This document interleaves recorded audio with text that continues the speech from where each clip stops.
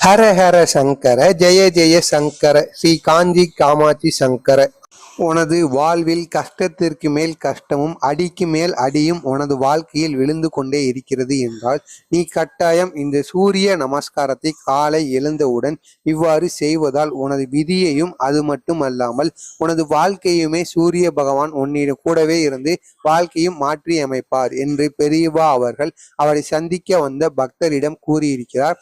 அந்த சூரிய நமஸ்காரத்தை நாம் காலை எழுந்தவுடன் எவ்வாறு செய்ய வேண்டும், முறையாக எப்படி செய்ய வேண்டும், எப்படி செய்தால் இந்த நம்மளிடம் இருக்கின்ற விதிகளும் நமது விதியையும் அது மட்டுமல்லாமல் நமது குறைகளையும் மாற்றி அமைப்பார் என்று நாம் காண்போம். அதற்கு முன்பாக நமது சேனலுக்கு நீங்க புதிய பார்வையாளராக இருந்தீங்கன்னா சப்ஸ்கிரைப் பண்ணிட்டு பாருங்க.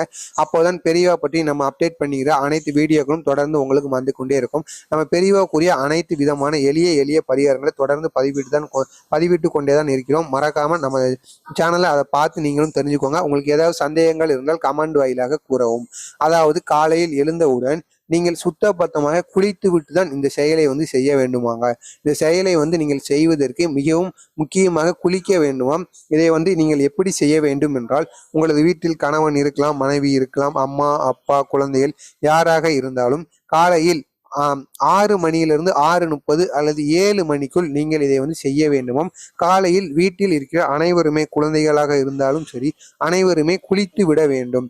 குளித்து விட்டு இதை நீங்கள் குறைந்தது 48 நாட்களாவது செய்ய வேண்டுமாங்க. 48 நாட்களாவது செய்தால்தான் சூரியனானவர் மனது இறங்கி உங்களுடைய கஷ்டங்களையும் உங்களது விதியையும் மாற்றி அமைத்து உங்களது வாழ்க்கையை அடுத்த கட்டத்திற்கு கொண்டு போவார் என்று பெரியவா அவர்கள் சூரிய பகவானின் பெருமையை விளக்கியிருக்கிறார். அந்த சூரிய பகவானுக்கு நீங்கள் என்ன செய்ய வேண்டும் என்றால், காலையில் எழுந்தவுடன் குளித்து விட்டு உங்களது வீட்டில் இருக்க அனைவருமே சேர்ந்து கொள்ளுங்கள்.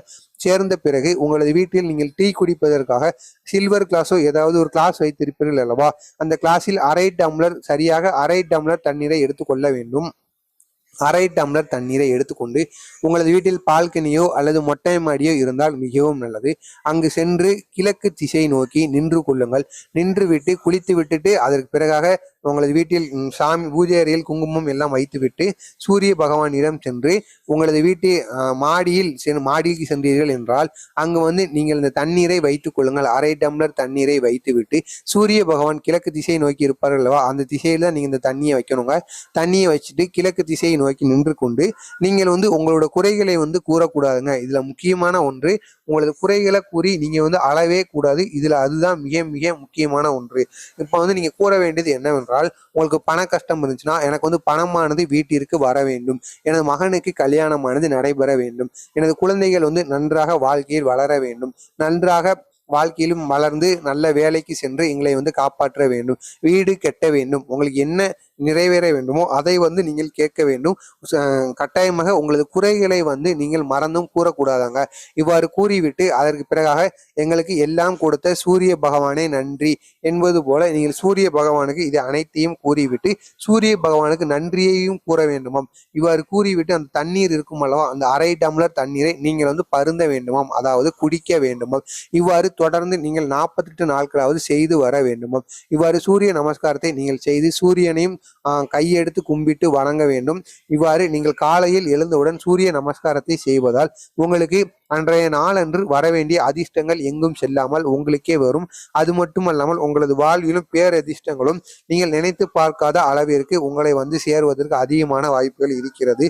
எனவே மறக்காமல் இதை நீங்கள் தொடர்ந்து செய்து வாருங்கள். வீட்டில் உள்ள அனைவருமே இதை செய்து வர வேண்டும். இந்த எளிய பரிகாரத்தை நீங்கள் எப்படியாவது செய்து வாருங்கள். உங்களது விதியையும் உங்களது குடும்பத்தில் இருக்கின்ற அனைவரின் விதியையும் சூரிய பகவானை மாற்றி அமைப்பார் என்பது போல பெரியவா அவர்கள் அந்த காலத்திலேயே அவரது பக்தரிடம் கூறியிருக்கிறார். எனவே நீங்கள்